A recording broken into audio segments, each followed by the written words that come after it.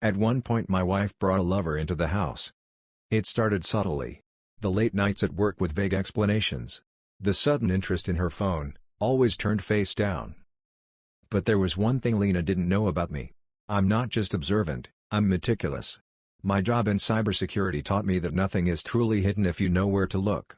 Until one Thursday night when I saw it, the footage that unraveled everything. She brought him into our home, the sanctuary we built together.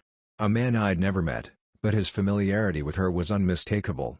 The way he touched her, the casual intimacy of their interactions, it wasn't their first time. They laughed, drank wine from glasses we got as a wedding gift, and then disappeared into our bedroom. Our bed. I didn't confront her immediately. No, that would have been too easy. I wanted to understand the depth of her betrayal. How long had this been going on? Was it just physical, or had she replaced me entirely in her heart? I reviewed hours of footage, piecing together her double life like a twisted puzzle. The lies were woven seamlessly into our daily routines. She was a master of deception, and I was her unwitting fool. But I wasn't going to be the fool anymore. The next few weeks were a performance. I played the role of the oblivious husband perfectly, smiling, making small talk, even planning a weekend getaway she suggested. I watched her lie to my face with effortless ease, and each time, the anger simmered beneath my calm exterior. But I wasn't ready to explode. I wanted my revenge to be precise, calculated, devastating. I started documenting everything: timestamps, recordings, screenshots of her texts. I hacked into her phone, her emails, her social media. She was sloppy, thinking I'd never suspect. I gathered a dossier thick enough to make her squirm in any courtroom if I wanted to. But legal battles were too clean, too impersonal. I wanted her to feel what I felt: betrayed, humiliated, powerless. My plan was simple: dismantle her world piece by piece. I transferred most of our joint savings into an account she couldn't access, citing financial restructuring for tax purposes. I contacted our landlord to have the lease solely in my name, claiming she was considering a job abroad. I even accidentally befriended her affair partner on social media under an alias, feeding him just enough information to inflate his ego and let his guard down. Then came the final act, the confrontation. It was a Friday night. I cooked her favorite dinner, lit candles, played soft jazz in the background. She looked radiant, unaware that her world was about to collapse. Halfway through the meal, I casually mentioned, "I found something interesting on the security footage today." She froze, her fork midway to her mouth. "Security footage?" "Yes," I said, standing up and retrieving my laptop. I played the video, the one where she welcomed her lover into our home, her laughter echoing like a dagger in my chest. She didn't deny it. Not at first. She watched in silence, her face a mask of indifference. When the video ended, she finally spoke, her tone dripping with disdain. "So, you've been spying on me? That's pathetic." That's when I knew she wasn't sorry. She wasn't even ashamed. She was angry because she'd been caught. Her lies came next, desperate attempts to shift the blame. "You've been distant," she accused. "Maybe if you paid more attention to me, I wouldn't have needed someone else." I didn't argue. I just smiled and said, "I know." Because I had already won. She thought she could manipulate me, twist the narrative. But I had the upper hand. I had control. I leaned in close and whispered, "You are going to regret every choice you've made." After the confrontation, Lena did what I expected: she tried to reclaim control. That's who she was, after all, a master manipulator. She packed a small bag, slammed the door behind her like she was the victim, and left me standing there in the quiet aftermath of our so-called life together. But I wasn't angry. No, that would have been too easy. I was calm. Focused. Because she had just walked straight into the trap I'd been meticulously setting for weeks. I gave her space. Let her stew in her own arrogance, believing she'd escaped the situation, that she had the upper hand. She didn't know that everything she was walking into was part of my design. I knew where she'd go: straight to him. The man who'd been in my home, in my bed. She probably thought they'd have some dramatic, passionate reunion, sharing in the thrill of their forbidden love. What she didn't know was that I had already been there. The night before our confrontation, while she was at work late, I'd broken into the apartment where her affair partner, let's call him Nate, lived. It wasn't hard. A cheap lock and a little knowledge of basic security flaws were all it took. I didn't steal anything. No, that would have been too obvious. Instead, I left traces, subtle, unnerving signs that someone had been there. A picture frame slightly tilted. A drawer left ajar. His toothbrush dipped just enough in the toilet water to be invisible but psychologically invasive once he realized. But the pièce de resistance was the hidden camera I installed in his bedroom. I wanted to watch them squirm, to see the exact moment Lena realized she was never safe from me. That I'd be in the background of her perfect little affair, pulling the strings she thought she controlled. She showed up at his place the next day, exactly as I predicted.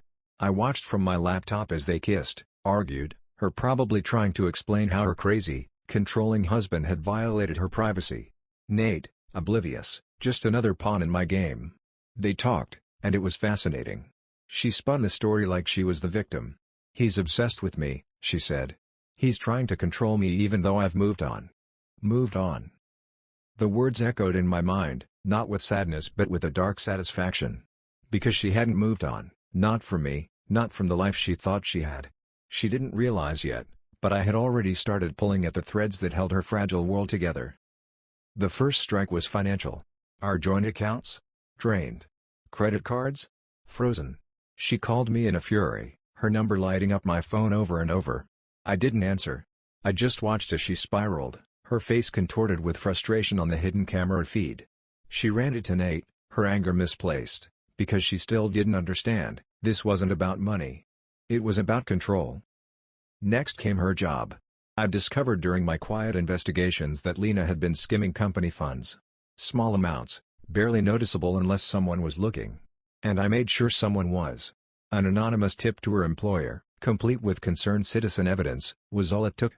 Within days, she was under review, her reputation crumbling in the one place she thought she was untouchable. But I wasn't done. Revenge isn't satisfying when it's rushed. It's like fine wine, it needs time to breathe, to develop its full flavor. So, I let her sit in her new reality for a while. Job at risk, finances frozen, her relationship with Nate strained under the weight of my invisible presence. I sent her anonymous texts from a burner number, "You are not safe." Just enough to keep her on edge. Nate wasn't immune either. I dug into his past, found an ex-girlfriend with a grudge and a few skeletons in his professional closet. A well-placed call to his current employer, hinting at drug use and inappropriate behavior, and suddenly he was on thin ice too. Watching them unravel in real time was almost therapeutic. Eventually, Lena tried to confront me. She showed up at the house, pounding on the door, screaming through the wood like some deranged banshee. "Alex! Open the door, you coward!" I didn't. I watched her through the peephole, calm and composed, while she raged. She wasn't here to apologize. She wasn't sorry. She was desperate. And desperation made people sloppy. After a few minutes, she gave up, leaving a string of voicemails full of threats and accusations. I saved them all. Insurance for later. Because I knew this was far from over. The final twist came when she thought she had an escape plan. She didn't know that Nate, the man she'd risked everything for, had been cheating on her too. I had the footage. Hours of it. Him with other women, none of whom were her. I compiled it all into a neat little package, a USB drive labeled simply, "For Lena." I mailed it to her anonymously. The next video I watched was her reaction. Screaming at Nate, throwing things, shoving the evidence of her own failure in his face. She'd built her new life on lies, and it was collapsing like a house of cards. Lena's rage was a masterpiece in motion. Watching her implode, piece by piece, gave me a sense of control I never knew I craved.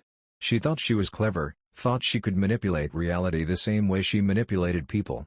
But the thing about lies is that they're fragile, they crack under pressure, and I was the one applying it. After her meltdown with Nate, she went radio silent for a few days. No calls. No texts. No signs of life on her social media, which I still monitored from burner accounts she'd never suspect. But I knew her too well to believe she'd just disappear.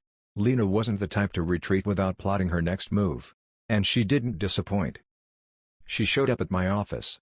Now, that was bold. I saw her before she saw me, strutting through the lobby in her sharpest dress, face painted with that fake veneer of confidence she wore like armor. But her eyes gave her away. There was desperation in them, masked behind defiance. I let her sit in the waiting area for a good 15 minutes, watching from the security cameras, letting her stew in the discomfort. Then I buzzed my assistant, sent her in. She walked into my office like she owned the place. That was Lena's default setting, arrogant, entitled, manipulative. She didn't even bother with pleasantries. "I know it's you," she snapped, dropping into the chair across from my desk. I leaned back, folding my hands behind my head. "You'll have to be more specific." She glared. "The money. The job. Nate. All of it. You're behind this." I didn't deny it. What was the point? She wasn't here for the truth, she was here because she'd run out of options. "You think you can ruin my life and get away with it?" she hissed, her nails digging into the armrests of the chair. I tilted my head, studying her like a specimen under glass. "Ruin your life? No, Lena. I'm just helping you see it for what it really is." Her face twisted in anger. "You are pathetic." I smiled. "And you're predictable." She stood up, pacing the room like a caged animal. "What do you want? Is this your sick way of trying to get me back? Because this," she gestured wildly, "this isn't how you win someone." That made me laugh. A genuine, deep laugh that seemed to unnerve her more than my silence ever could. "Get you back?" I stood, walking around the desk until I was inches from her. "Lena, this isn't about getting you back. This is about making sure you never forget me. I'm not trying to win. I already have." Her bravado cracked for a split second, just enough for me to see the fear underneath. But she recovered quickly, her lips curling into a bitter smile. "You were insane." "Maybe," I shrugged. "But I'm not the one who destroyed my own life." She stormed out after that, slamming the door behind her. But that was exactly what I wanted. The more emotional she became, the more reckless she'd get. And reckless people make mistakes. The next phase of my plan was already in motion. I had discovered something interesting during my deep dive into her life. She'd been embezzling from her company. Small amounts at first, just enough to go unnoticed. But greed has a way of growing. She'd siphoned thousands over the past year, covering her tracks with fake invoices and bogus vendor accounts. I compiled everything: financial records, emails, even screenshots of transactions she thought were deleted. Then I sent it all to her company's compliance department anonymously. I didn't need to see her fired in person. Imagining the look on her face when she was escorted out of the building was satisfying enough. But I wasn't done. I also found out that Nate had a girlfriend before Lena. A woman he'd left abruptly, no closure, just ghosted her out of nowhere. Her name was Claire. I reached out, pretending to be a friend concerned about Nate's pattern of behavior. Turns out, Claire had been wondering what happened to him too. She was eager to talk. And when I told her about Lena, about the overlap in timelines, her fury was palpable. I gave Claire everything she needed: screenshots, dates, proof. Then I sat back and watched as she blew up Nate's life from the inside out. Social media posts, public confrontations, even contacting his family. Nate's perfect little image crumbled like wet paper. Lena tried to call me again after that. I didn't answer. She showed up at my door a week later, pounding like a madwoman, screaming threats and curses. I opened the door just enough to meet her eyes. "Do you get it now?" I asked quietly. Her face was a mask of rage, tears threatening to spill. "You were a monster." I leaned closer, lowering my voice to a whisper. "No, Lena. You made me this." And then I shut the door in her face. But even then, I wasn't done. The final nail in her coffin was personal. Something she couldn't recover from. I'd discovered a secret she thought no one knew, an affair she'd had long before Nate. With a married man. His wife had no idea. She was the perfect candidate for my next anonymous package. Inside, photos, texts, hotel receipts. Everything wrapped neatly with a bow of vengeance. Lena's life didn't just fall apart, it disintegrated. Lena disappeared after that night at my door. No texts, no calls, no surprise visits. Just gone. The storm had passed, or so it seemed. But silence isn't always peace. Sometimes it's just the calm before something worse. And I wasn't naive enough to believe she was done. People like Lena don't just vanish, they retreat, regroup, and retaliate. But I was ready for that.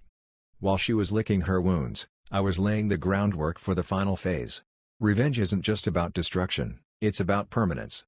It's not enough to break someone's life, you have to carve your name into the wreckage so they never forget who put them there. That was my goal. I started with her family. Lena always had this image she maintained with them, a facade of the perfect daughter, the successful professional, the devoted wife. They thought she was flawless, the golden child. But I knew the truth. I had the receipts, the recordings, the evidence. And I was going to show them everything. I sent her parents a package. Not digital, no emails or texts. A physical envelope, thick and heavy, filled with printed screenshots of her infidelity, bank statements showing her embezzlement, and even a USB drive with videos from the hidden camera at Nate's apartment. No return address. Just a simple note inside, "Your daughter isn't who you think she is." I didn't have to wait long. 3 days later, she called me. I didn't answer. She called again. And again. Then the text started. "You were a sick freak. What did you send my parents? Answer me, you coward." I stared at my phone, watching her desperation unfold in real time, but I didn't respond. That was part of the punishment, silence. Let her scream into the void, knowing I was out there, watching, unbothered. But the real twist came next. Lena wasn't just unraveling, she was imploding. Her job was gone. Nate had dumped her after the Claire fiasco. Her family? They'd cut her off, disgusted by what they'd learned. She had nowhere left to go. So she did the one thing I never expected. She showed up at my office again. But this time, she didn't storm in with righteous fury. She was small. Defeated. A shadow of the woman who once thought she controlled everything. I let her in. She stood there, trembling, her eyes red from crying. "Why?" she whispered. Not the screaming, accusatory tone I was used to. Just a soft, broken question. I leaned back in my chair, studying her. "Why what?" She swallowed hard. "Why are you doing this?" For a moment, I considered lying. Spinning some tale about justice or closure. But she didn't deserve that. She deserved the truth. "Because I wanted you to feel what I felt," I said quietly. "I wanted you to wake up every day drowning in the consequences of your own choices. You broke something in me, Lena. Now I've broken something in you." She stared at me, tears spilling over. But I felt nothing. No pity. No regret. Just a cold, hollow satisfaction. "You've ruined my life," she whispered. I smiled. "Good." She left after that. No more words. No more fights. Just silence. But that wasn't the end. A few weeks later, I heard through mutual friends that Lena had moved out of the city. No job, no friends, estranged from her family. She'd become a ghost of herself. But even that wasn't enough for me. I didn't want her to just suffer, I wanted her to live with the fear that I could strike again at any moment. So, I did. Random letters.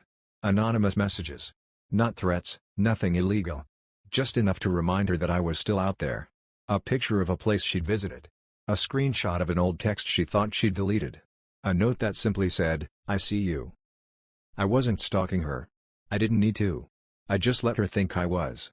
And that was the final piece of my revenge, not just the destruction of her life, but the permanent, inescapable paranoia that came with it. Because revenge isn't about the moment you win. After Lena disappeared from my city, I thought I'd feel something more, closure, maybe. A sense of finality. But revenge doesn't offer that kind of clean-cut ending. It lingers, like the bitter aftertaste of something rotten. The satisfaction wasn't sharp and sweet, it was dull and hollow, echoing in the quiet spaces of my life. But I wasn't done. See, Lena thought distance could save her. That if she moved far enough away, she could outrun the wreckage I left behind. But you can't outrun a shadow when it's stitched into your own skin. I let her have a few months of peace, or what she believed was peace.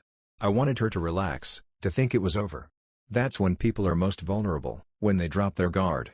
I stopped the anonymous messages, the photos, the little reminders. Silence became my weapon again, and it worked like a slow-acting poison. She tried to rebuild. Got a new job in a small town a few states over, working under a new name she thought would protect her. Changed her number, deleted old social media accounts. A fresh start. But it's hard to start fresh when your past is still breathing down your neck. I found her easily enough. She never realized how much she'd left behind for me to follow, old email accounts linked to new ones, job applications that still carried traces of her digital footprint. It didn't take much. Just patience. And patience was something I had in abundance. I crafted the next phase carefully. No big explosions this time. No dramatic confrontations. Just small, subtle cracks in the fragile world she was trying to build. It started with her job. An anonymous email to her new boss, hinting at discrepancies in her resume. No outright accusations, just enough to plant doubt. Then a second email, from a different burner account, suggesting she had a history of ethical issues at her previous employer. I attached a few edited documents to back it up, crafted with the same precision I'd used to dismantle her life before. She was put under review within weeks. Next, I targeted her social circle. New friends she'd made, probably thinking she'd left all her baggage behind. I created fake profiles, slipped into their online spaces, befriended them under the guise of shared interests. It didn't take long to sow seeds of distrust. Little comments, accidental messages, subtle implications about who Lena really was. And then I waited. I watched her life fracture again, this time from the inside. She grew isolated, paranoid. I could see it in the way she posted less, in the gaps between her interactions, in the subtle changes in her tone when she did reach out to people. She was drowning, but there was no water, just the crushing weight of her own mind. Eventually, she reached out to me. A simple email, sent to an old account I hadn't touched in months. "Why are you still doing this? Haven't you done enough?" I stared at the message for a long time, fingers hovering over the keyboard. I could have ignored it, let her stew in silence. But there was something delicious about the fact that she knew. She knew it was me, and she knew I wasn't finished. So I replied with just one sentence. "You'll never know when it's over." That was the final nail, not in her life, but in her mind. The not knowing. The fear that at any moment, everything she tried to rebuild could collapse again. I didn't need to actively destroy her anymore. I'd planted the seed, and now her own paranoia would water it. Months passed.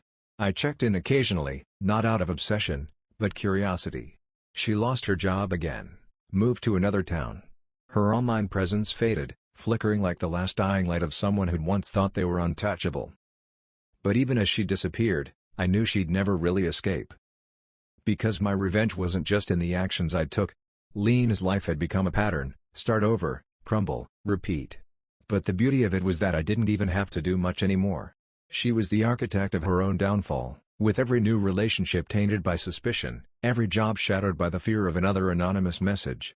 I had become the ghost she couldn't shake, lingering in the periphery of her thoughts, the shadow behind every closed door. Months passed. I watched from afar, like an observer in an experiment I'd long since perfected. But something unexpected happened. I started feeling nothing. The satisfaction dulled. The thrill of her downfall had been intoxicating at first, but now it was just background noise, like static on a forgotten radio channel. I realized that while I'd succeeded in destroying her life, I'd also built a prison for myself. My mind was filled with her even when she was silent. My thoughts looped back to the chaos, like a song stuck on repeat. But there was one thing left, a final chapter I hadn't written yet. I needed to see her again. Not through screens or third-hand updates. In person. Face to face. Not to threaten or gloat. Just to see what was left of the woman who'd once played me for a fool. I found her living in a run-down apartment on the outskirts of a small town. She downgraded from the life she once flaunted, no more luxury handbags or curated Instagram posts. Just faded curtains and chipped paint. She worked part-time at a diner, barely holding it together. I waited for the right moment. One evening, just after her shift, I followed her from a distance. She didn't notice. She was too wrapped up in her own world, head down, walking quickly like she was always expecting something bad to happen. When she reached her building, I finally made my move. "Lena," I called out. She froze mid-step. Slowly, she turned around. Her face was a shadow of what it used to be, thinner, hollow, her eyes sunken with dark circles that no amount of concealer could hide. But it was her. The woman who'd broken me. The woman I'd broken in return. Her reaction wasn't what I expected. No screaming. No accusations. Just resignation. "What do you want?" she asked softly. I walked closer, stopping a few feet away. "Nothing." She stared at me, disbelief flickering across her face. "Then why are you here?" I didn't have an answer. Not one that made sense. Maybe I thought seeing her like this would give me closure. Maybe I wanted to make sure the damage was real, not just something I'd imagined from afar. But looking at her, I realized something chilling. I didn't recognize her anymore. And she didn't recognize me, not really. The man standing in front of her wasn't the husband she betrayed. He was someone else entirely. Someone carved out of bitterness and revenge. "You ruined me," she whispered, her voice trembling. I tilted my head slightly. "No. You did that to yourself." She didn't argue. She just turned around, walked into her building, and disappeared. I stood there for a long time after she was gone. It was over. At least, it should have been. But here's the thing about revenge: when you dedicate so much of your life to it, you don't know who you are without it. Lena had become my obsession, my purpose. Now, with nothing left to destroy, all I had was the emptiness she left behind. I thought ruining her would set me free. After that final encounter with Lena, something shifted inside me. I thought seeing her reduced to nothing would be the pinnacle of my triumph, that the emptiness she carried in her hollow eyes would be my victory lap. But standing there, watching her fade into the doorway of that crumbling apartment, I felt hollow. Like I had been peeling back layers of my own soul alongside hers, and now there was nothing left underneath. For days, I couldn't shake the image of her, fragile, quiet, resigned. The fiery woman who once manipulated, deceived, and destroyed with a smirk had vanished. In her place was someone brittle, like glass about to shatter. But instead of satisfaction, all I felt was this gnawing emptiness. What do you do when revenge is all you've known, and now there's no one left to punish? I tried going back to normal life, or what was left of it. Work became mechanical, just a series of tasks without meaning. My apartment felt sterile, every corner a reminder of the life Lena and I had built, only now stripped of warmth, of purpose. The photos were gone, the memories burned into ashes long before I physically removed them. But her ghost lingered, not as the woman I married, but as the obsession I couldn't shake. One night, I found myself scrolling through her old social media accounts. They were mostly inactive now, barren profiles with fading traces of who she used to be. But there was one thing that caught my attention, a new post. A blurry photo of a sunset with a simple caption, "Trying to find peace." I should have ignored it. I should have closed the app and walked away. But I didn't. Instead, I found myself driving. I didn't know where I was going at first, but my subconscious did. Hours later, I was parked outside her apartment again, staring at the faint glow of light seeping through her window. I told myself I wasn't here to do anything. Just to see. To confirm that she was still there, still broken. But the truth was uglier. I was the one who couldn't move on.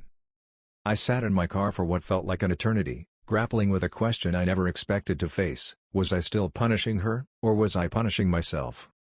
Eventually, the light in her window flickered off, leaving me in darkness, inside and out. Days turned into weeks, and I tried to shake it off. I told myself she deserved everything that happened to her. I recounted her lies, her betrayal, the humiliation. But the more I tried to justify it, the more it felt like I was arguing with a shadow. And then came the call. It was from an unknown number, one I didn't recognize. Against my better judgment, I answered. "Alex?" The voice was soft, hesitant. It was Lena.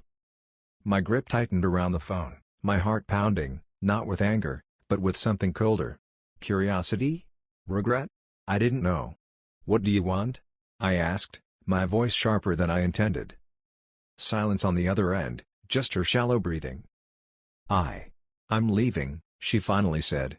"I thought you'd want to know." I didn't respond. I didn't even know what to say. Why would I care? But deep down, I knew that wasn't the question.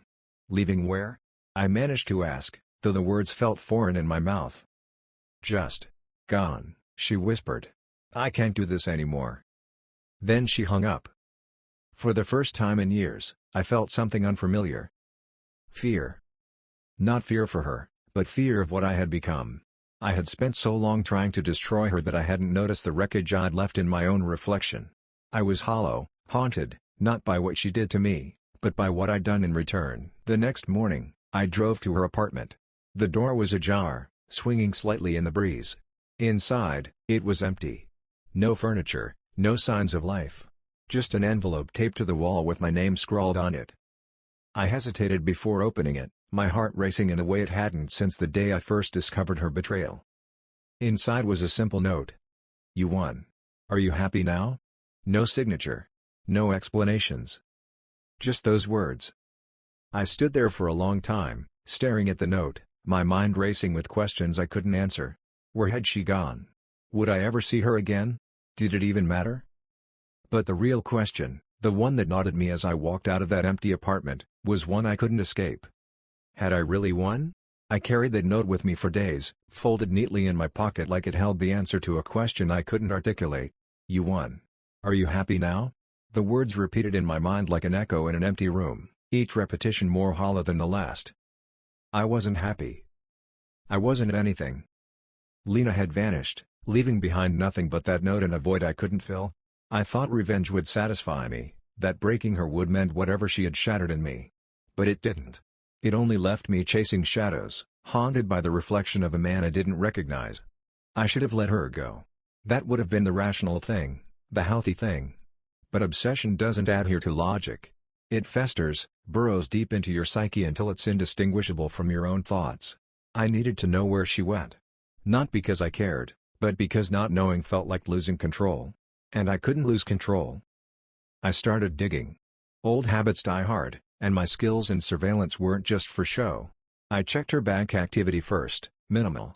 A small withdrawal at an ATM near a bus station, then nothing. No hotel bookings, no rental cars. Just gone. Like she'd slipped through the cracks of the world. But everyone leaves a trail, no matter how faint. I visited the bus station, talked to the clerk under the pretense of being a worried relative. A woman matching her description had bought a one-way ticket to a coastal town hours away.